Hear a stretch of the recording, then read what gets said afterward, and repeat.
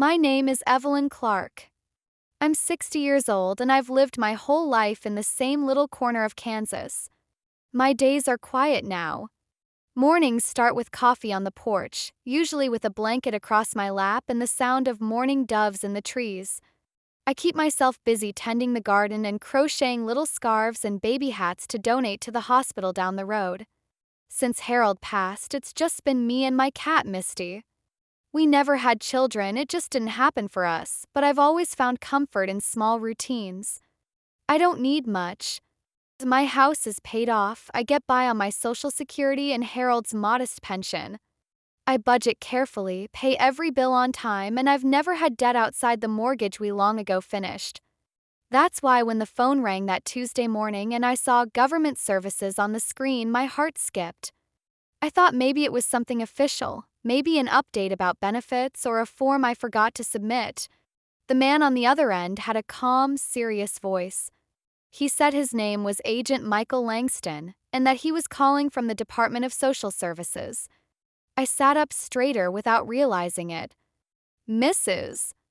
Clark," he began, "I'm afraid there's been a violation reported on your Social Security account." I blinked. "What kind of violation?" He sounded regretful. "According to our system, you failed to respond to a notice sent by mail regarding pension compliance. A financial discrepancy was flagged, and as of now, your monthly benefit is at risk of suspension." My chest tightened. I didn't get any notice. I always open my mail, every piece. "That's actually very common," he replied smoothly. "Sometimes letters get lost or are misfiled. But the important thing is that you're answering now. If we act today, we can prevent the suspension from being processed." Panic in me flared. I can't lose my pension. That's all I live on." "I understand," he said gently. "That's why I want to help. But to lift the penalty, we need to verify your identity and initiate a corrective payment to clear the flagged status." "A payment?" I repeated. "Yes, ma'am. A standard compliance fee, $8.20. Once that's processed, your account will be reset, and your pension will remain uninterrupted." I hesitated. "I've never heard of anything like that before." He chuckled softly. "It's a relatively new verification step. Fraud cases have been increasing, so we've begun implementing these holds to protect people like you. I assure you, once we verify the funds, you'll receive an updated compliance number and your pension will process normally next cycle." He sounded so official. He even gave me an agent ID number and a callback line. He knew my address, my late husband's name, even the last 4 digits of my Social Security. My gut still felt uneasy, but my fear was louder. I'd heard stories of people losing their benefits over a typo or missed letter. And I couldn't risk that. Not at my age. Not with no one to fall back on. So I did something I never thought I would. I agreed. He gave me instructions that felt oddly complicated. He said I couldn't pay by card or bank transfer because of federal hold restrictions on flagged accounts. Instead, I had to go to a nearby pharmacy and purchase something called a government-certified payment voucher. When I asked what that was, he explained it was a temporary method for secure verification during compliance audits. It didn't sit right with me. But he never lost his calm, never pressured me, never yelled. He spoke with the same tone you'd expect from someone reading instructions at the DMV, bored, matter-of-fact, but professional. "Go to the Walgreens closest to your zip code," he said. "You'll ask for gift cards. Either Apple, Google, or Target will be accepted." I frowned. "Gift cards? That doesn't sound very official." "I understand your concern," he replied smoothly. "But the voucher systems are processed through encrypted merchant servers, which is why we temporarily use branded cards as placeholders. Once you read me the voucher numbers, they're entered into our government database. Then your account gets cleared." I was quiet. I knew enough to feel uncomfortable, but I also knew I couldn't afford a problem with my benefits. What if they really did stop my pension? What if I couldn't buy groceries next month? What if I lost my house? I didn't have anyone to ask. No children to call, no husband to consult. So I did what I thought I had to. I put on my coat, fed Misty, grabbed my wallet, and drove to the Walgreens a few miles away. I stood in the gift card aisle longer than I care to admit. I kept looking around, hoping someone would say something, stop me. But why would they? I looked like any other senior buying cards for grandkids. The register, I asked for 4 Apple gift cards. 2 for $200 and 2 for $210. My hand shook as I paid. The young woman at the counter didn't question it. I walked back to my car and called the number he gave me. He answered immediately. Perfect, he said. Now please scratch off the silver strip and read the voucher codes aloud. My heart was pounding so hard I could hear it. I read them one by one. He confirmed each with a flat, emotionless received. Then he paused. All right, Mrs. Clark, your file is now pending clearance. One moment while I finalize it. I sat in my car, phone pressed to my ear, sweat beading on my forehead. After a long silence, he said, There's been a second discrepancy on your Medicare record.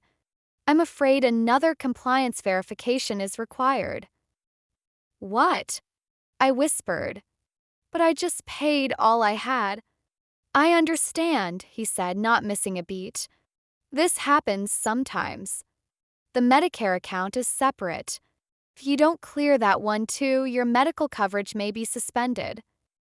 And just like that, my fear returned. My Medicare. My lifeline. I take 3 medications a day. Without coverage, I couldn't afford even one. He told me the second compliance fee was $680. I sat there in the Walgreens parking lot for what must have been 10 minutes, holding the phone to my ear with one hand and my chest with the other. My heart was beating so loud it drowned out the world around me. I couldn't believe what I was hearing. Another fee? I don't have that much, I said quietly. That was everything I had left for the month. The voice on the other end didn't waver. Mrs. Clark, I understand this is difficult, but your Medicare account has now entered the Level 2 violation phase. If you don't act within the next 2 hours, your eligibility will be permanently flagged for fraud review. Fraud review? I gasped. But I didn't do anything wrong. These are just automated stages, ma'am. We're trying to help you avoid formal suspension. If you need time, I can place your file in hold status. But only for 90 minutes. It was so clinical. So heartless. I should have hung up. I should have called someone, anyone. But shame held me in place. Shame and fear. I'll see what I can do, I whispered and ended the call. I drove to my bank. I remember gripping the steering wheel so tight that my knuckles turned white. I stood in line inside the branch, staring at the carpet pattern and wondering how I got here. When the teller asked how she could help, I told her I needed to withdraw $700. She asked if it was for something special. I lied and said it was for repairs around the house.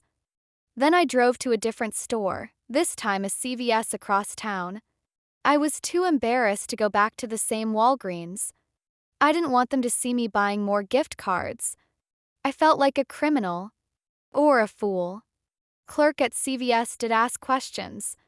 Are you sure you want that much in gift cards? People have been getting scammed lately. I froze. No, this is for my niece, I lied. She's starting college out of state. It's just easier. She nodded, but I could tell she didn't believe me. She sold me 3 Google Play cards anyway. I sat in my car again and called the number. This time, a different man answered. I felt a chill. Where's Agent Langston? This is Officer Romero, he replied quickly. He's on another case, but I have your file in front of me. Let's continue. My stomach dropped. I knew something was off. Why would an official department hand off my case mid-call like it was nothing? But by then, I was in too deep. I read him the numbers, and once again he responded with received. Then he said something that nearly made me drop the phone. We've now flagged suspicious activity on your federal tax return. To avoid IRS involvement, we need a third compliance fee of $940. My breath caught. No, I said. No, I'm done. He didn't argue. Didn't try to persuade. He just said, failure to comply will result in suspension of all federal benefits and possible legal action. I hung up and sat in silence for over an hour, staring out the windshield. It was raining now. I don't remember driving home. That part is blank, like my brain went on autopilot to shield me from myself. When I pulled into the driveway, the rain had stopped, but everything was soaked, my coat, my shoes, even my cheeks. I made it to the front steps before I broke down. I sat there, slumped on the porch swing with my face in my hands, sobbing into my lap while Misty meowed from inside the window, confused. The sound of her tapping on the glass was the only thing that grounded me. What had I done? $1,400. Gone. Just like that. That wasn't play money, that was food, utilities, medicine. That was my safety net. I had nothing left for the month. I had done everything right all my life, and now I'd fallen for this? I felt like the stupidest woman alive. For hours I couldn't move. The fear didn't go away. It just sat with me, heavy and silent. I kept replaying his voice. The words, fraud review, Medicare suspension, legal action. They echoed like threats under my skin. It wasn't until after sunset that I finally did what I should have done much earlier. I called the police. I told them everything from the first call to the last. The officer on the line was kind but matter of fact. "Ma'am, I'm sorry," he said gently, "but this is a common scam targeting seniors. They use fear, government jargon, and gift cards to make it feel real. But no legitimate agency will ever ask for payment in that form. Ever." I sat there, trembling. So that's it? I just lost all that money? "I'm afraid so," he said. "You can file a report, which you absolutely should, but the chances of getting it back are extremely slim. These scammers usually operate overseas." He gave me the number to the FTC and a local fraud assistance group. Told me to call my bank in the morning and monitor any suspicious activity. But by then, the damage was already done, not just to my account but to my spirit. That night, I didn't eat. I didn't sleep. I sat in my recliner under a crocheted blanket I had made for someone else and stared at the dark. I felt hollow, humiliated, angry at myself, angry at the world. But mostly, I felt alone. 'Cause no one tells you how deeply a scam like this cuts.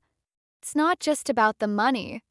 It's about the shame, the sense of betrayal, the way it makes you question your judgment, your worth, your dignity. And worst of all, I didn't want to tell anyone.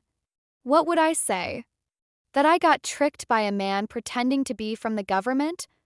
That I read him gift card numbers like a schoolgirl sending love notes? No. I just stayed quiet. The days that followed were some of the hardest of my life. Every time I opened the fridge or looked at my stack of unpaid bills, the weight of what happened sank deeper. I skipped meals to make food last. I stretched pills a day longer than prescribed. I unplugged appliances when I wasn't using them. Little things, desperate things. I still hadn't told anyone. Not my neighbor Carol, who always brings me tomatoes from her garden. Not Marlene from church, who once offered to help if I ever needed anything. Not even the woman from the pharmacy who noticed how I suddenly stopped picking up my prescriptions. Why? 'Cause I was ashamed. Because I had lived 60 years without ever being taken for a fool, and now I'd handed my dignity over to a faceless voice on the phone. But something shifted when my mail arrived that Friday morning. In the bundle of envelopes and grocery ads, there was a small handwritten card. It was from my niece, Lily. Just a sweet thinking of you card with a picture of sunflowers and a note that said, "You're still the strongest woman I know." I sat there in my kitchen and cried all over again. But this time the tears were different. Not bitter, not helpless. Just real. Because I realized I didn't have to carry this alone. That afternoon, I called our local senior resource center. I didn't even know what I was going to say. I just started talking. The woman on the line didn't judge me. She didn't interrupt or make me feel like a fool. Her name was Denise. She let me tell the whole story. When I was done, she said softly, "Evelyn, you're not the only one. These scammers are good at what they do. They target people with hearts like yours." She helped me file a full report with the FTC. She connected me with a volunteer organization that helps seniors manage bills and groceries in emergency situations. She even helped me sign up for a local support group, Voices Restored, made up entirely of scam victims over 55. That first meeting was hard, but it was also healing. Sitting in that circle, hearing others say the same things I had told myself in the dark. How could I be so stupid? Why didn't I listen to my gut? I feel like I don't deserve help. It made something inside me soften. Because it wasn't just me. It's never just one person.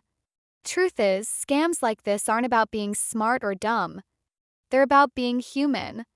About being scared. About having no one to call in the moment when panic takes over. It's been 3 months now. I've slowly rebuilt my finances with help and planning. I've told Carol. I've told Marlene. I even shared my story at church, tears and all. Some people looked surprised. Others nodded with understanding. But one thing was clear, my voice didn't make me weak. It made me free. If you're listening to this and thinking this would never happen to me, please think again. Scammers prey on good people.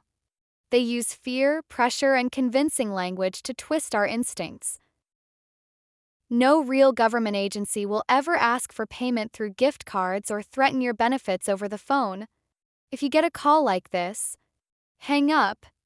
Call the real agency directly. And never be afraid to ask for help. You are not stupid. You are not alone. And you can heal from this just like I did.